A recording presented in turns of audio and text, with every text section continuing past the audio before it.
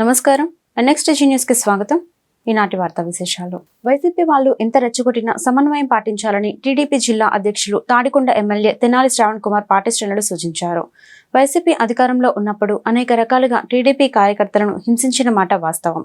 అయినా చట్టాన్ని గౌరవించే పార్టీ టీడీపీ అన్నారు. గుంటూరు టీడీపీ జిల్లా కార్యాలయంలో ఏర్పాటు చేసిన మీడియా సమావేశంలో శ్రావణ్ కుమార్ మాట్లాడుతూ ప్రస్తుతం జరుగుతున్న రాజకీయ ఘర్షణలపై స్పందించారు. ఈ విషయంలో చట్టం తన పని తాను చేసుకుపోతుందన్నారు. రాజకీయ ప్రతిదాడులకు పాల్పడే సంప్రదాయం టీడీపీకి లేదన్నారు. అన్ని వర్గాల ప్రజలు మెచ్చేలా చంద్రబాబు పాలన ఉంటుందని ఆయన వివరించారు.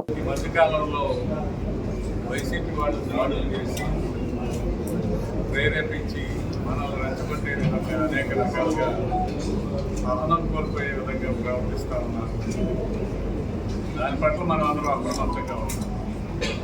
అక్కడక్కడ విగ్రహాలు జోలికి వెళ్ళడం, నాయకుల కార్యకర్తల మీద దాడులు చేయడం, గురికొల్పడం, ఇవన్నీ కూడా చాలా పార్టీ విధానాలకి వ్యతిరేకం. కావున అందరికీ నాయకులకి కార్యకర్తలకి జిల్లా పార్టీ అధ్యక్షులుగా చేసే విజ్ఞప్తి ఏమిటంటే, వారెంత రెచ్చగొట్టినా మనం ఆవేశానికి లోను కాకుండా మనల్ని అనేక రకాలుగా హింసించిన మాట వాస్తవం, తప్పుడు కేసులు పెట్టిన మాట వాస్తవం, పోలీసుల ద్వారా హింసించిన మాట యథార్థం. అయినా చట్టాన్ని గౌరవించే పార్టీగా, చట్టాన్ని గౌరవించే వ్యక్తులుగా మనం అందరం కూడా చట్టం తన పని తాను చేసుకుపోయే విధంగా ఉండాలి తప్ప మనం తిరిగి దౌర్జన్యానికి దాడులకి పాల్పడడం అనేది మన పార్టీ సాంప్రదాయం కాదని నేను విజ్ఞప్తి చేస్తాను. ఎందుకంటే సహజంగానే మన మీద చేసిన దాడికి ప్రతిదాడులు చేయాలని మానవ నైజంగా ఉంటుంది. కానీ మన పార్టీ 40 సంవత్సరాల పైగా ఈ ఆంధ్ర రాష్ట్రంలో మేజర్ టైం పరిపాలనలో ఉంటుంది. సమాజంలో అన్ని వర్గాల ప్రజల యొక్క యోగక్షేమాల కోసం పార్టీ పనిచేస్తాం.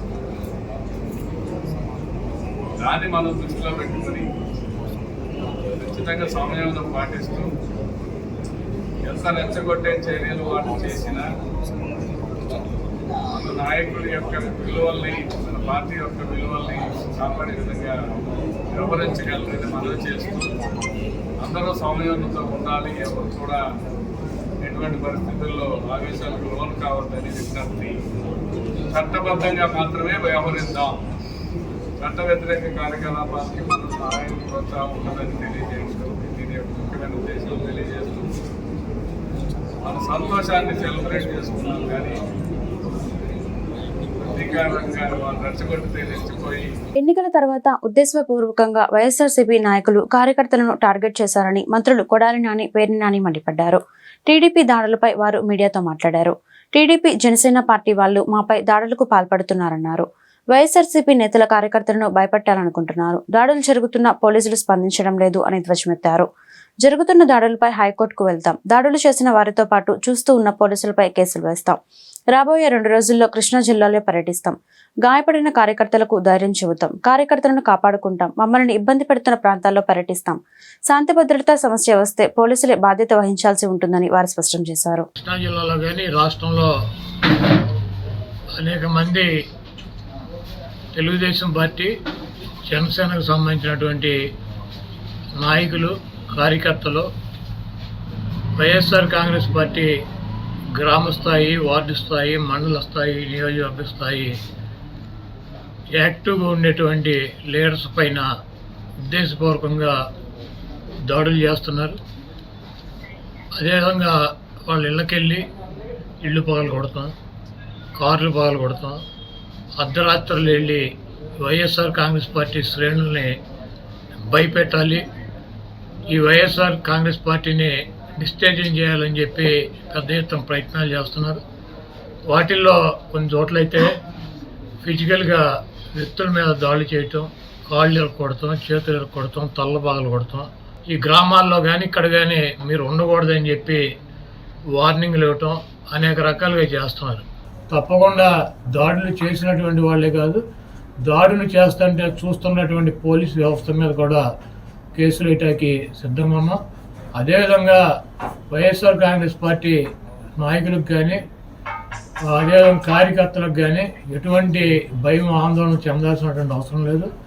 రేపు 2 రోజుల్లో జిల్లాలో ఉన్నటువంటి ముఖ్య నాయకులందరం కలిసి ప్రతి నియోజకవర్గానికి వెళ్ళి దాడులు చేసినటువంటి వాళ్ళ ఇళ్ళకెళ్ళి ధైర్యం చెప్పేటువంటి కార్యక్రమం చేస్తాం. లెక్కింపు రోజు నుంచి మొదలుపెట్టి అధికార మదంతో Telugu Desam party, Janasena party rowdy మోకలు ఈ రాష్ట్ర వ్యాప్తంగా రెచ్చిపోయి ధ్వంసాలు చేస్తుంటే, మారణ హోమం చేస్తుంటే, ఏ నియోజకవర్గానికి ఆ నియోజకవర్గం ఎమ్మెల్యేలు గెలిచిన వారు ప్రోత్సహిస్తూ పైనుంచి చంద్రబాబు నాయుడు డీజీపీకి, ఎస్పీలకి కేసులు కట్టబాకండి, మా కార్యకర్తలు చేసేటువంటి ధ్వంసాన్ని మీరు విట్నెస్గా చూస్తూ ఉండండి తప్పితే మా వాళ్ళని ఎక్కడ ఆపటానికి వీల్లేదు, మీరు పోలీసు ఉద్యోగం చేయటానికి వీల్లేదు అని చెప్పని వాళ్ళ పోలీసులు చేతులు కట్టి ఈ ధ్వంసరచన చేస్తున్నాడు. ఈ రాష్ట్రానికి గతంలో బీహార్ ఎట్లా ఉండేదో, లేదా ఒక ఉత్తరప్రదేశ్ ఎట్లా ఉండేదో, ఇవాళ ఆంధ్రప్రదేశ్ రాష్ట్రాన్ని కూడా ఒక హింసా రాష్ట్రంగా, హింసా రాజ్యంగా ఆయన తయారు చేస్తున్నటువంటి తండ్రి కొడుకు ఇద్దరు కలిసి చేస్తున్నటువంటి పరిస్థితులు వాళ్ళు ఎంత అంటే పోలీసులు అంటే కాపాడవలసినటువంటి అరాచక శక్తుల్ని, రౌడీ మోకల్ని, రౌడీల్ని అరికట్టాల్సినటువంటి పోలీసులు కనీసం దారుణంగా గ్రామాల్లో, పట్టణాల్లో. ప్రధానమంత్రిగా నరేంద్ర మోడీ ఆదివారం ప్రమాణ స్వీకారం చేయనున్నారు. ఇందుకోసం భారీ భద్రతా ఏర్పాట్లు చేశారు. భారత ప్రధానమంత్రిగా నరేంద్ర మోడీ 3వ ప్రమాణ స్వీకారం చేస్తున్నారు. ఈ ప్రమాణ స్వీకారోత్సవానికి ఏర్పాట్లు కూడా పూర్తయ్యాయి. 5 కంపెనీల పారామిలిటరీ బలగాలు, ఎన్ఎస్టీ కమాండ్లు, డ్రోన్లు, స్నీపర్లతో బహుళస్థాయి భద్రతను ఏర్పాటు చేశారు. ఈ ప్రమాణ స్వీకార కార్యక్రమంలో భారత్తో పాటు ప్రపంచంలోని పలు దేశాలకు చెందిన ప్రముఖులు కూడా పాల్గొనే అవకాశం ఉంది. ఈ కార్యక్రమానికి సార్క్ దేశాల అతిథులను కూడా ఆహ్వానించారు. అలాగే రేపు జరగబోయే ప్రమాణ స్వీకారోత్సవానికి వచ్చే అతిథులు హోటల్కు వెళ్లే మార్గం పూర్తిగా సురక్షితంగా ఉండేలా చర్యలు తీసుకున్నారు. ఇదే కాకుండా పొరుగు దేశాలైన భూటాన్, మాల్దీవులు, శ్రీలంక, నేపాల్, మారిషస్, సిషెల్స్ దేశాల నేతలు మోడీ ప్రమాణ స్వీకారోత్సవానికి హాజరవుతున్నారు. ఈనాడు గ్రూప్ సంస్థల అధినేత రామోజీరావు కన్నుమూశారు. కొద్ది రోజులుగా అనారోగ్యంతో బాధపడుతున్న ఆయన హైదరాబాద్లోని ఓ ఆసుపత్రిలో చేరారు. అక్కడ చికిత్స పొందుతూ తుదిశ్వాస విడిచారు. 3 రోజుల క్రితం ఆయనకు వైద్యులు శస్త్రచికిత్స చేసి స్టంట్స్ వేశారు. వైద్యుల పర్యవేక్షణలోనే ఉన్న రామోజీరావు శుక్రవారం మధ్యాహ్నం 3 గంటల ప్రాంతంలో తీవ్ర అస్వస్థకు గురయ్యారు. దీంతో వైద్యులు ఆయనకు వెంటిలేటర్ అమర్చారు. వయోభారంతో పలు అనారోగ్య సమస్యలతో బాధపడుతున్న ఆయన తెల్లవారుజామున 4:50 తుదిశ్వాస విడిచారు. రామోజీరావు మృతి పట్ల నరేంద్ర మోదీ, చంద్రబాబు, పవన్ కళ్యాణ్, తెలంగాణ సీఎం రేవంత్ రెడ్డి, ఇతర సినీ, రాజకీయ, పత్రికా ప్రముఖులు సంతాపం తెలిపారు. అధికారిక లాంఛనాలతో రామోజీ అంత్యక్రియలు నిర్వహించాలని తెలంగాణ ప్రభుత్వం నిర్ణయించింది. 40 సంవత్సరాలుగా తెలిసాయని ఆయన అనునిత్యం సాధన చేసింది, సమాజ హితం కోసం పనిచేశారు, ఈ తెలుగు జాతి కోసం పనిచేశారు. ఒక మామూలు గ్రామంలో పుట్టి, సాధారణ కుటుంబంలో పుట్టి, ఒక అసాధారణమైన వ్యక్తిగా తయారు కావడమే కాకుండా ఆయన ఈరోజు చూస్తే ఒక వ్యక్తి కాదు, ఆయన ఒక వ్యవస్థ కింద తయారయ్యారు. ఆ రోజు ప్రారంభించింది మనం ఒకసారి చూస్తే మార్గదర్శితో ప్రారంభించి, మార్గదర్శి అయిన తర్వాత ఈనాడు ప్రారంభించి, అదే మాదిరిగా ప్రజా చైతన్యాన్ని మనం చూస్తే ఈరోజు రాష్ట్రంలో ఏ ఇంట్లో కూడా నిద్ర లేస్తానే ఈనాడు చదివితే తప్ప బయట వచ్చే పరిస్థితి ఉండదు. అంటే ఆ విధంగా ప్రజల్ని చైతన్యవంతులు చేయడానికి కానీ, విజ్ఞానవంతులు చేయడానికి కానీ ఆయన నిత్యం సాధన చేశాడు. ఆయన ఏ పని చేసినా కూడా నేను మొదటి నుంచి కూడా చూశాను, రాజీ లేదు. 40 ఏళ్ళుగా నేను ఆయనతో కలిసి ఉన్నప్పటికి కూడా, ఆయన పరిచయం ఉన్నప్పుడు కూడా ఏ రోజు కూడా ఆయన ఒకటే చెప్పేవాడు, మీరు ఏమి చెప్పినా నేను మాత్రం ధర్మం ప్రకారమే పనిచేస్తాను, విధి నిర్వహిస్తాను తప్ప నేను ఎల్లప్పుడూ ప్రజాపక్షానే ఉంటానని చెప్పి స్పష్టంగా చెప్పిన వ్యక్తి రామోజీరావు గారు. ఎన్నికల నేపథ్యంలో పల్నాడు జిల్లాలో విధించిన 145 సెక్షన్ అమలు ముగిసిందని కలెక్టర్ శ్రీకేశ్ బిల్ లత్కర్ తెలిపారు. సార్వత్రిక ఎన్నికలు ముగిసిన నేపథ్యంలో నర్సరావుపేటలోని కలెక్టరేట్లో ఎస్పీ మల్లికా గార్గ్, జేసీ శ్యాంప్రసాద్ కలిసి ఆయన మీడియా సమావేశంలో మాట్లాడారు. పోలింగ్ రోజు ఆ మరుసటి రోజు జరిగిన ఘర్షణ నేపథ్యంలో జిల్లాలో 28 రోజులు 144 సెక్షన్ అమలు చేశామని, శాంతి భద్రత అదుపులోకి రావడంతో ఆ నిబంధన ఎత్తేశామని చెప్పారు. ర్యాలీలు, సమావేశాలకు మాత్రం పోలీసులు అనుమతి తప్పనిసరి అని అన్నారు. కౌంటింగ్ తర్వాత జిల్లాలో చిన్న ఘటనలు జరుగుతున్నాయని, ఆ ప్రాంతాల్లో మాత్రం ఆంక్షలు అమలు చేస్తున్నామన్నారు. ఎటువంటి అవాంఛనీయ ఘటనలు జరిగినా మళ్లీ ఆంక్షలు విధిస్తామని, శాంతి భద్రతలకు విఘాతం కలిగిస్తే కఠిన చర్యలు తీసుకుంటామని హెచ్చరించారు. పోలింగ్ సమయంలో గొడవలతో జిల్లాకు మచ్చపడినప్పటికీ ప్రశాంతంగా జిల్లాకు వచ్చిందన్నారు. రాష్ట్రంలో ప్రశాంతంగా కౌంటింగ్ ముగిసిన జిల్లాలో పల్నాడు ముందుందని తెలిపారు. ఎన్నికల ప్రక్రియ సక్రమంగా జరిగేలా పనిచేసిన ప్రభుత్వ ఉద్యోగులు, ఇతర సిబ్బందికి ధన్యవాదాలు తెలిపారు. Total number of electors 17,36,162. So దాంట్లో 86.5% టోటల్ ఓటింగ్ మన జిల్లాలో జరిగింది. ఆల్మోస్ట్ 15 lakh ఓటర్స్ మన జిల్లాలో ఓటింగ్ చేయడం జరిగింది. ఈ టోటల్ పోలింగ్ టైంలో చూస్తే ఒక 13,739 officials, presiding officers 2,230, assistant presiding officers, other polling officers, micro observers అంతా కలిపి 13,739 మంది ఆ రోజు పోలింగ్ డ్యూటీలో ఉన్నారు. ఈవీఎంస్ మన జిల్లాలో ballot units 2,183, control units 1941, VVPATs 1956 వాడడం జరిగింది. ఈ పోలింగ్ డే కానీ తర్వాత కౌంటింగ్ డే కానీ అన్ని కలిపి కేసెస్ చాలా వరకు పోల్ రిలేటెడ్ కేసెస్ కూడా బుక్ చేయడం జరిగింది. Pre poll day cases 33, pole day cases 106 and post poll day cases 22. మన పల్నాడు డిస్ట్రిక్ట్లో election time particularly pre poll, pole day and post poll చాలా ఇన్సిడెంట్స్ జరిగినాయి. దానిలో మనం 164 కేసెస్ కట్టడం జరిగింది. Till today 1,338 persons have been arrested in these cases. ఇంకా కొన్ని అరెస్ట్ పెండింగ్ ఉన్నాయి. దానికోసం special teams are still out on the job. త్వరలో ఈ కేసెస్లో ఛార్జ్ షీట్ కూడా ఫైల్ చేయడం జరుగుతుంది. They will be taken to the logical conclusion. ఇప్పుడు వరకు పల్నాడు డిస్ట్రిక్ట్లో 46 కేసెస్ కట్టడం జరిగింది. ఆల్రెడీ 140 personsకి అరెస్ట్ కూడా లాస్ట్ 2 daysలో చేయడం జరిగింది. ఈనాడు గ్రూప్ సంస్థల అధినేత చెరుకూరి రామోజీరావు పత్రికా రంగంలో చేసిన కృషి అజరామరమని టీడీపీ జిల్లా అధ్యక్షులు, Tadikonda MLA Tenali Shravan Kumar, Prathipadu MLA B Ramanjaneyulu, Guntur పశ్చిమ ఎమ్మెల్యే గల్లా మాధవి కొనియాడారు. అదేవిధంగా అనేక వ్యాపార రంగాలు స్థాపించి ఎన్నో వేల మందికి ఉపాధి కల్పించారని గుర్తు చేశారు. రామోజీరావు మృతి పట్ల వారు సంతాపం వ్యక్తం చేశారు.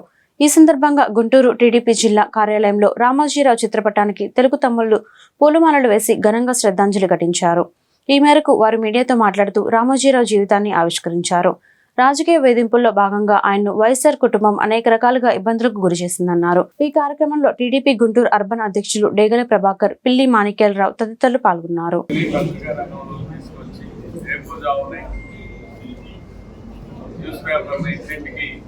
అందజేయగల సామర్థ్యం, అందజేయవచ్చని నిరూపించిన విధానం, కొత్త ప్రయోగాలు,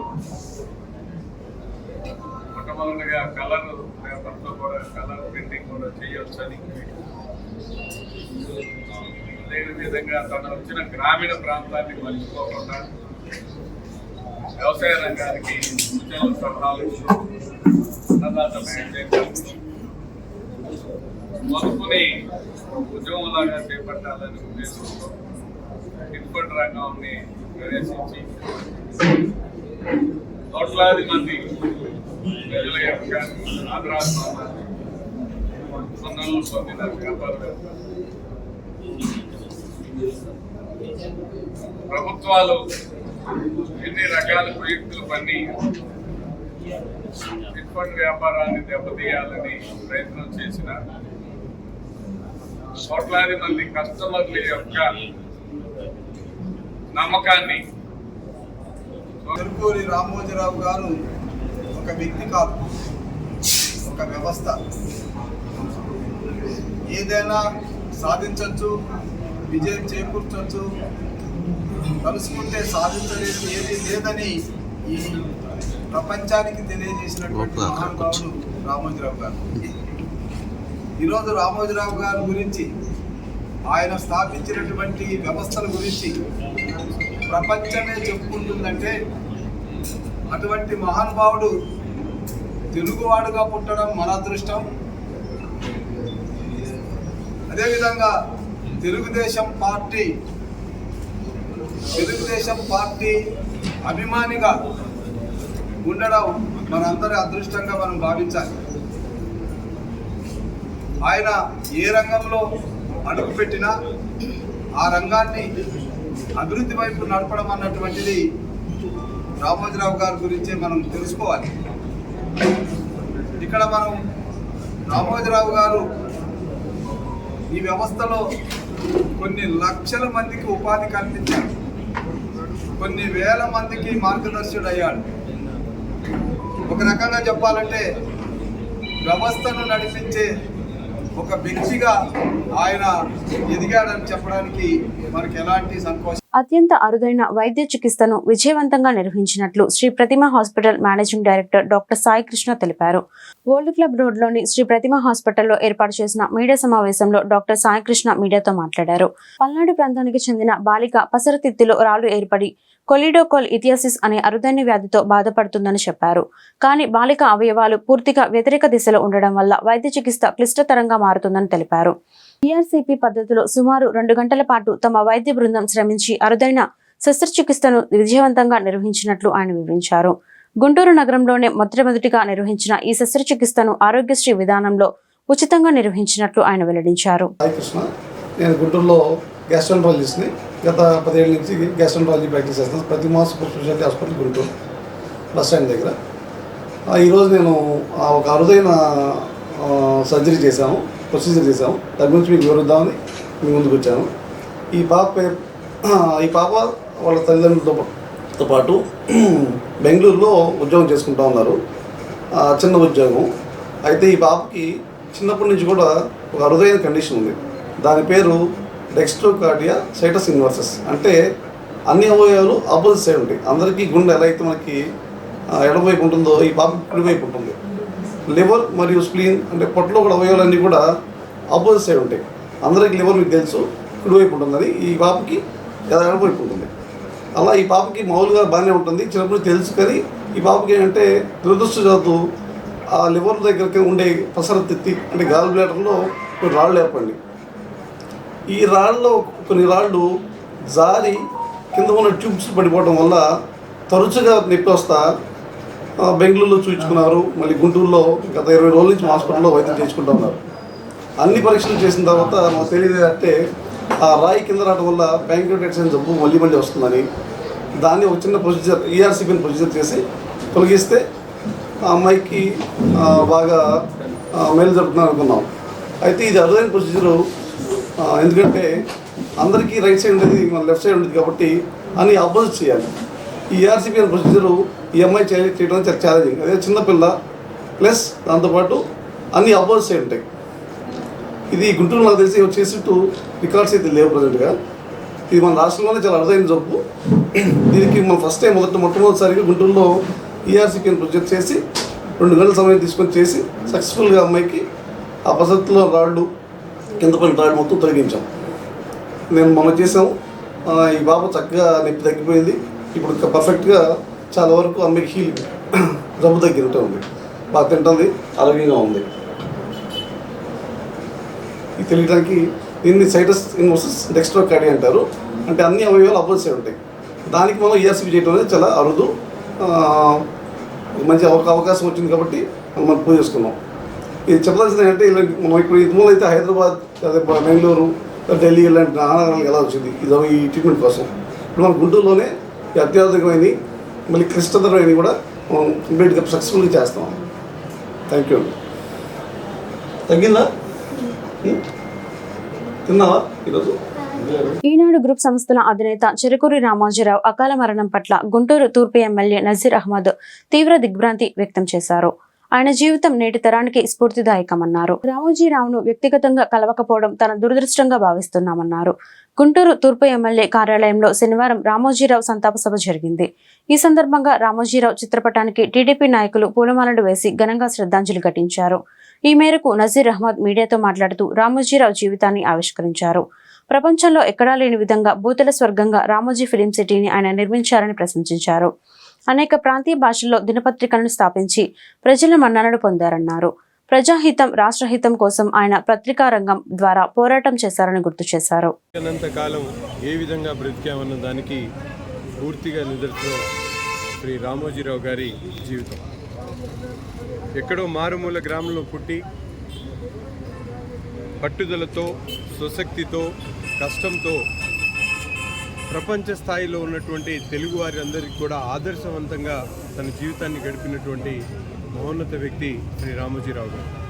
కేవలం తను జీవించడమే కాదు, తనతో పాటు వేలాది మందికి ఉపాధి కల్పించేటువంటి కార్యక్రమాలతో పాటు ఆంధ్ర రాష్ట్ర ప్రతిష్టను దేశ విదేశాలకు పెంపొందించినటువంటి మహోన్నత వ్యక్తి శ్రీ రామోజీరావు గారు.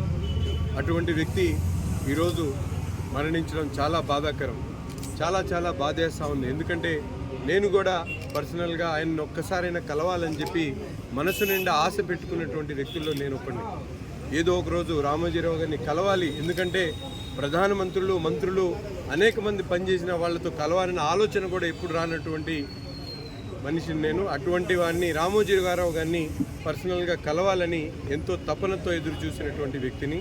ఎందుకంటే ఒక రామోజీరావు ఫిల్మ్ సిటీ ఒక చెట్టు కింద కూర్చొని ఖాళీగా ఉన్నటువంటి ప్రదేశాన్ని గమనించి దీన్ని ఏ విధంగా ప్రజలకు, ముఖ్యంగా రాష్ట్రానికి వన్నె తెచ్చేటువంటి విధంగా తయారు చేయాలనే ఒక సంకల్పంతో రామోజీరావు ఫిల్మ్ సిటీని తయారు చేసి ప్రపంచ దేశాల్లోనే ఉన్నటువంటి మేధావులు విస్తురిపోయినటువంటి ప్రకృతిని భగవంతుడు ఏదైతే హెవెన్ అంటే దాన్ని ఏమంటారు, స్వర్గాన్ని ఎలా తయారు చేశాడో ఎవరికి తెలియదు, కానీ ఒక స్వర్గాన్ని ప్రతిబింబించేటువంటి విధంగా ఈరోజు రామోజీరావు గారు రామోజీ ఫిల్మ్ సిటీని తయారు చేసినటువంటి పరిస్థితి. అంతేకాకుండా చిన్న చితక కుటుంబాల్లో వారు దాచిపెట్టుకునేటువంటి డబ్బుని ఎవరి దగ్గర పెట్టాలో అర్థం కాక ఇబ్బందులు పడేటువంటి కుటుంబాలన్నింటినీ కూడా ఒక మార్గదర్శి సంస్థను స్థాపించి దాని ద్వారా లక్షలాది కుటుంబాలకు వారందరికీ కూడా ధైర్యాన్ని కల్పించినటువంటి మహోన్నత వ్యక్తి రామోజీరావు గారు. అంతేకాకుండా అనేక చిన్న పరిశ్రమలు స్థాపించలేనటువంటి పరిస్థితుల్లో ఈరోజు రాష్ట్రంలో నలుమూలలా కూడా చిన్న పరిశ్రమలు స్థాపించి ముఖ్యంగా మహిళలకు కానీ స్కిల్ లేనటువంటి ఏదైతే ఉపాధి లేనటువంటి అనేక మందికి ఉపాధి కల్పించి వారి ద్వారా అంతర్జాతీయ స్థాయిలో తనకు ఒక న్యాయ వ్యవస్థలో సామాజిక ప్రాతినిధ్యం, దాని ప్రాధాన్యత, ఆవశ్యకత అనే అంశంపై గుంటూరులో రాష్ట్ర స్థాయి సదస్సు జరిగింది. ఇండియన్ లాయర్ అసోసియేషన్ ఆధ్వర్యంలో సమావేశం ఏర్పాటు చేశారు. సమావేశంలో senior advocate Satyaprasad, ILA state committee president Shanthakumar పాల్గొని మాట్లాడారు. సామాజిక న్యాయం కోసం న్యాయవాదులను ఐక్యపరిచి ప్రజాస్వామ్య పరిరక్షణ కోసం కృషి చేస్తున్నట్లు చెప్పారు. న్యాయ వ్యవస్థలో ఎస్సీ, ఎస్టీ, బీసీ, మైనార్టీలకు న్యాయం లేకుండా పోయిందన్నారు. న్యాయ వ్యవస్థలోని అత్యున్నత పదవుల్లో రిజర్వేషన్ కల్పించాలని డిమాండ్ చేశారు. న్యాయ వ్యవస్థలో రిజర్వేషన్ లేకపోవడంతో ఆయా వర్గాలు రాజ్యాంగాన్ని కాపాడలేకపోతున్నారు. విద్యా ఉద్యోగాల్లో రిజర్వేషన్ ఉంది, కానీ న్యాయ వ్యవస్థలో రిజర్వేషన్ లేకుండా పోయిందన్నారు. ఎస్సీ, ఎస్టీ, బీసీ, మైనార్టీలకు రోస్టర్ విధానంలో రాజ్యాంగ సవరణ చేయాలని వారు సూచించారు. ఎస్టీ, బీసీ ఈ న్యాయ వ్యవస్థలో 1-2 కులాలకు మాత్రమే ఉన్నత న్యాయస్థానాల్లో వాళ్ళకి రిజర్వ్ చేసినట్టుగా అయింది. ఈ రోజున ఉదాహరణకి హయ్యర్ జ్యుడిషియరీలో మోర్ దాన్ 70% బ్రాహ్మిన్ కమ్యూనిటీ క్యాస్ట్కి సంబంధించిన వాళ్ళు జడ్జెస్గా హయ్యర్ కోర్టు, సుప్రీంకోర్టులో ఉన్నారు. మిగిలిన కులాలకి వేటికి కూడా ప్రాతినిధ్యం లేదు. ఈ ప్రాతినిధ్యం ఎస్సీ, ఎస్టీ, బీసీలకి లేకపోవటం వల్ల వాళ్ళకి సంబంధించిన సమస్యలను అర్థం చేసుకోకునే పరిస్థితి ఈ జ్యుడిషియరీలో లేని పరిస్థితి. ప్లస్ ఏంటంటే ఇది కొన్ని కులాలకి ఈ ఉన్నత న్యాయస్థానాల్లో జడ్జి పోస్టులు రిజర్వ్ చేసినట్టుగా వాళ్ళనే అపాయింట్మెంట్ చేస్తున్నారు కొలీజియం సిస్టమ్ ద్వారా. దీన్ని మేము వ్యతిరేకిస్తున్నాము. అందరికీ ప్రాతినిధ్యం ఇవ్వాలా, ప్లస్ రిజర్వేషన్స్ హైకోర్టులు, సుప్రీంకోర్టులో ఉండే వాళ్ళందరికీ కూడా అమల్లోకి తీసుకొస్తేనే అన్ని వర్గాలకి ప్రాతినిధ్యం వస్తుంది. బీసీ, ఎస్సీ, ఎస్టీ, మైనార్టీలు అందరికీ. ఒక విచిత్రమైన పరిస్థితి ఏంటంటే ఒక 5 సంవత్సరాలుగా మైనారిటీస్ నుంచి అంటే ముస్లిం కమ్యూనిటీ నుంచి ఒక్కళ్ళు కూడా న్యాయమూర్తి లేని పరిస్థితి. ఎలివేషన్ పంపించింది కూడా వెనక్కి పంపించినటువంటి దుస్థితి ఉంది. ఇట్లాంటివన్నీ కూడా సరైన ప్రాతినిధ్యం లేకపోవటం వల్ల ఏంటంటే న్యాయ వ్యవస్థలో సామాన్యమైన ప్రజలందరికీ అన్యాయం జరుగుతూ ఉంది. ఈ అన్యాయాన్ని కట్టుదిట్టం చేయడం కోసమనే మేము అందరికీ సమప్రాతినిధ్యం కావాలని నేను కోరుకుంటున్నాను. ఈ వార్తలు ఇంతటితో సమాప్తం. మరొక బులెటిన్లో మళ్ళీ కలుద్దాం. అంతవరకు సెలవు. నమస్కారం.